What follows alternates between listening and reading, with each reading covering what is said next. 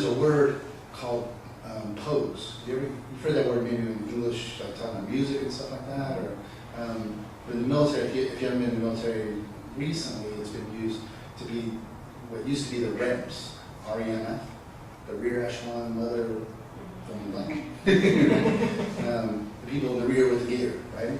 Those are pose. But infantry, because we got that T-shirt, right? We go out to the side of the wire, and we're always out there. We're not pose, they're pose, you know. So, whatever. Anybody can be killed on a base in Iraq. A mortar comes in. You can be a finance clerk, or you can be a special forces guy, or whatever. And you can both be killed by the same instrument of death. Another weird word, instrument of death. I continue catching myself with what I've been sort of given by the world, you know what I mean, language-wise? It's called the Discotheque. Loaded down with prisoners after another night's raid, we pulled into the airbase in Mosul, the men gagged, zip-tied, blindfolded with engineer tape. Foresman ate a Snickers bar up in the hatch while everybody else slept shoulder to shoulder, first platoon's radio silent of chatter, humming and static. I held a 9mm pistol in my hand and watched how the prisoners' heads slumped in resignation, one of them mumbling in a slow rocking of prayer. I didn't feel a thing. I just wanted to sleep. I wanted to wake up and find myself in California, anywhere else but here. We turned them over to the MPs who looked bored of caffeine and paperwork as I filled out the depositions. The Iraqis shunted into holding pens with wire. I remember complaining once about the discotheque, that nearby container I mistook for an on-base club, where the pogues chill out. I said, those fucking pogues. From that metal box, shrouded in a camouflage netting, I never heard the screaming. I never heard the breaking of men. I heard only music, guitars and their distorted horns.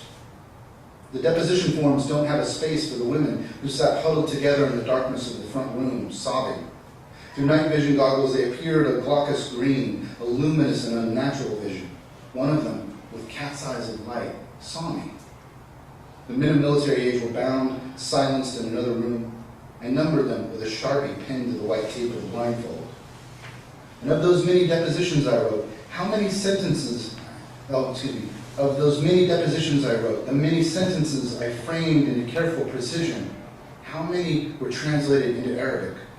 Farid, Hassan, Muhammad, Abdullah, Jafar. How many have heard my words spoken in court? The accuser, the professor, Sergeant Turner. Late at night, Jakowski and I taped the flex charge to the 8.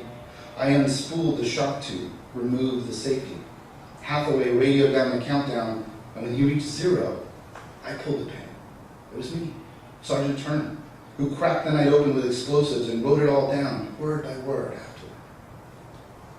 It's been 4 years now. I've aged some, grown a beard, traveled to Europe this year on vacation, steamed in the Gellert baths in Budapest, drank Tokai, heard Dixieland jazz on the Charles Bridge in Prague, saw the lights on the waters of Marseille, and the days, they continue to pass, one by one. In Poland, on the Baltic coast, I've rented a flat now from Derek and Gosha. I eat fish and drink black coffee for breakfast. I read from Sipes' Zero, the biography of a dangerous idea. And when I climb to the peak of the coastal dunes in the Slovenski National Park, I find nothing but the wind, the Baltic's blue sea, sand. It's here where the dunes drive inward, inexorably. Year after year, the inland forest overtaken by it, to be buried in sand completely, with me at its summit, taking it all in. The far horizon, the arc of the sun, the skeletal forms of the pines that remain behind me, merging as the dunes push further in.